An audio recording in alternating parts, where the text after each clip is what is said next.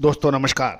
Colonel Ajay, CEO Ajay astro money group, first global astro finance digital channel से आपसे मुखातिब होता हूं। आज गुरुवार 13 फरवरी सन 2025। दोस्तों, पिछले कुछ दिनों से लगातार कच्चे तेल, सोने चांदी में तेजी देखी गई थी, लेकिन कल बुधवार को कई दिनों के बाद कच्चे तेल में गिरावट दर्ज हुई है।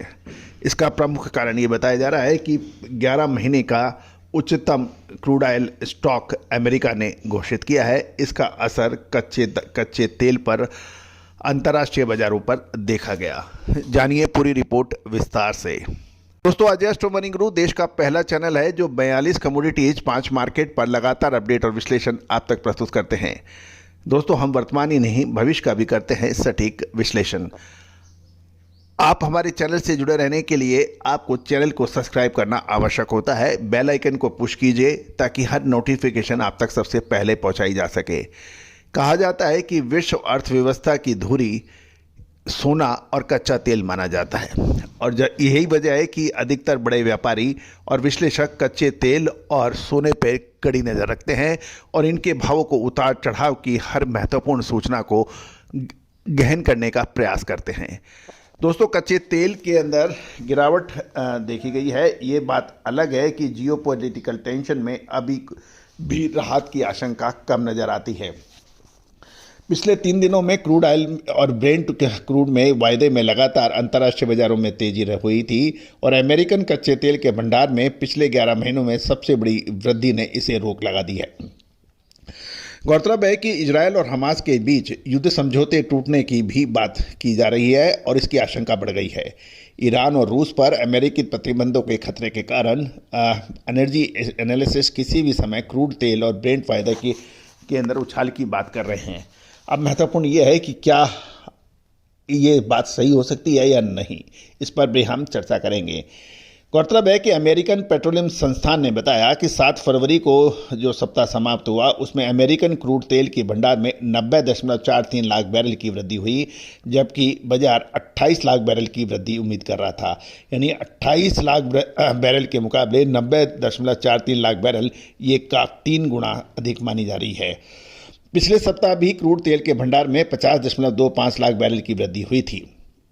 क्रूड तेल के भंडार में ये वृद्धि पिछले 11 महीनों में सबसे अधिक मानी जा रही है। ये लगातार चौथा सप्ताह है कि जब क्रूड तेल के भंडार में वृद्धि हुई है। अमेरिकन पेट्रोलियम संस्थान की रिपोर्ट की बात माने तो गैसोलीन के स्टॉक में 25 लाख बैरल की गिरावट आई, जबकि पिछले सप्ताह इसमें 54 लाख बैरल की वृद्धि हुई थी। यद्यपि गैसोलीन के स्टॉक की कमी आई है, फिर भी ये पिछले 5 वर्षों की औसत से अधिक है। डीजल हीटिंग तेल के स्टॉक में भी 5.90 लाख बैरल की गिरावट देखी गई, जबकि पिछले सप्ताह इसमें 69.79 लाख बैरल की गिरावट आई थी। वर्तमान में डीजल हीटिंग तेल का स्टॉक पिछले 5 सालों के औसत से 12% कम है। अमेरिकन स्ट्रेटेजिक रिजर्व जो है 7 फरवरी को समाप्त हुए वह सप्ताह में 2 लाख बैरल की वृद्धि हुई, जिसमें कुल भंडार 39.53 करोड़ बैरल का हो गया है, जो लगातार गिरावट के बाद अब धीमी गति से बढ़ रहा है। दूसरी ओर ईरान की बात समझें तो ईरान ने सभी ओपेक सदस्यों से अमेरिकन प्रतिबंधों के खिलाफ एकजुट होने की अपील की है। अभी तक ओपेक की ओर से किसी दूसरे सदस्य की प्रतिक्रिया नहीं आई है। ओपेक ऑयल प्रोड्यूसिंग कंट्री का एक संगठन है जो कच्चे तेल के उत्पादन और मूल्यों को निर्धारण करने की नीति बनाता है। ओपेक सदस्य एकजुट होकर अमेरिकी क्रूड तेल निर्यात न करने का फैसला कर सकते हैं, ऐसा ईरान का कहना है। वर्तमान में विश्व का 40% क्रूड तेल उत्पादन तथा 60% क्रूड तेल का व्यापार ओपेक सदस्य देशों द्वारा किया जाता है। लेकिन इसलिए यदि ओपेक सदस्य कोई निर्णय करते हैं तो इसका असर पूरे विश्वव्यापी पड़ जाता है, क्योंकि प्रोडक्शन और व्यापार के अंदर बड़ा हिस्सा ओपेक सदस्य राष्ट्रों का है। यदि अमेरिका को क्रूड तेल निर्यात करने से रोकने का निर्णय लिया जाता है तो अमेरिका को क्रूड तेल की सप्लाई बाधित हो सकती है, और अमेरिका अपनी आवश्यकताओं को पूरा करने के लिए पर्याप्त क्रूड तेल का उत्पादन नहीं करता है। ये ध्यान देने वाली बात है। अमेरिका में क्रूड तेल का उत्पादन वर्तमान में 133.14 लाख बैरल प्रतिदिन है और अमेरिका के क्रूड तेल की मांग 202.50 लाख बैरल है। यानी 202 लाख बैरल के मुकाबले प्रोडक्शन अमेरिका में 133.14 लाख बैरल है। कुल मिलाकर अमेरिका को निर्यात पर भी कुल मिलाकर अमेरिका को आयातित क्रूड ऑयल पर भी निर्भर रहना पड़ता है। बुधवार शाम को यानी कल अमेरिकी क्रूड तेल के वायदे में 1.65% गिरकर ये $72.15 पर आ गए हैं और यूरोपीय ब्रेंट वायदा 1.31% गिरकर ये $76 प्रति बैरल पाया है।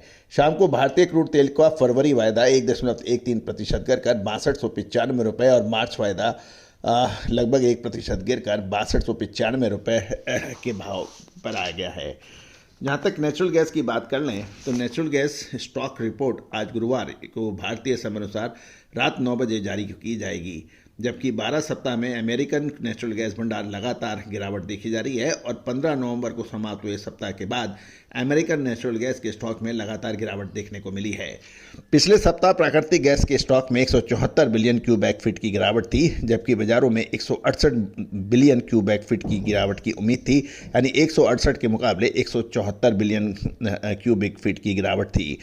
अमेरिका में पिछले 3 दिनों से कई राज्यों में हो रही बर्फबारी के कारण 90 बिलियन क्यूबिक फीट का स्टॉक में गिरावट की उम्मीद है और आज की रिपोर्ट में आने से ये पता लगेगा कि लगातार 13वें सप्ताह स्टॉक में गिरावट आने की उम्मीद बाजार लगा रहा है।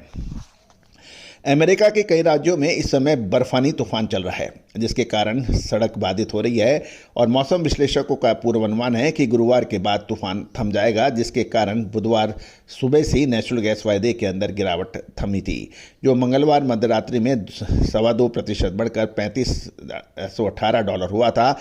मंगलवार को एक समय अमेरिकन नेचुरल गैस वायदा $3.57 बढ़ गया था। बुधवार शाम को यानी कल अमेरिका नेचुरल गैस वायदा 1% बढ़कर $3553 पहुंच गया है और यूरोपियन गैस वायदा 1.30% गिरकर €55.65 पर आ गया है। ब्रिटिश प्राकृतिक गैस वायदा 4.98% गिरकर 134.94 पाउंड पर कारोबार कर रहा था और शाम को भारतीय प्राकृतिक यानी नेचुरल गैस का फरवरी वायदा 3.4% बढ़कर ₹309.60 और मार्च वायदा 1.17% बढ़कर $310.70 लेवल पर पहुंचा है। दोस्तों, उम्मीद है ये सभी जानकारियां आपके लिए महत्वपूर्ण होगी। दोस्तों, कच्चे तेल की तेजी मंदी का असर बायोडीजल पर भी पड़ता है, खाद्य तेलों पर भी पड़ता है और ऑयल सीड्स पर भी पड़ता है। साथ साथ ये भी महत्वपूर्ण है कि इन सब चीज़ों का असर एक दूसरे पर पड़ता है, इसलिए कच्चे तेल पर नज़र रखना लाजमी और आवश्यक हो जाता है। दोस्तों, चैनल को सब्सक्राइब करना ना भूलें। All the very best, good luck, happy trading.